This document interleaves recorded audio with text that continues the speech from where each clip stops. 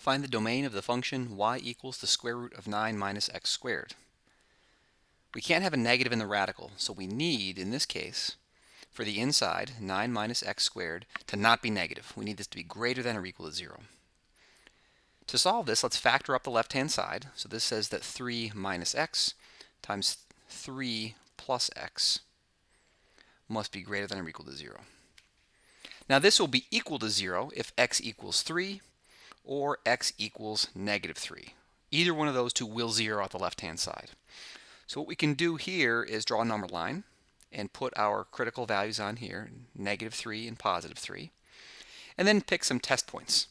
Maybe x equals negative 5, something in the middle, like x equals 0, and then something on the right, like x equals positive 5. Let's plug each of these into here and see if they make sense, see if they satisfy the inequality.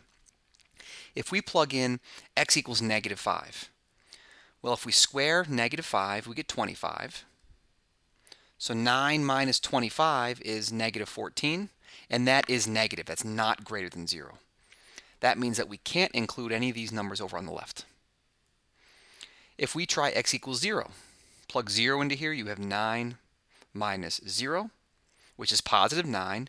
That is bigger than 0, so we know we can include all of the numbers between negative 3 and 3. If we plug x equals 5 into this inequality, we've got 9 minus 25 again, which is negative 14. This is not greater than 0, so we know to exclude this interval to the right. So that says we've got everything from negative 3 to 3.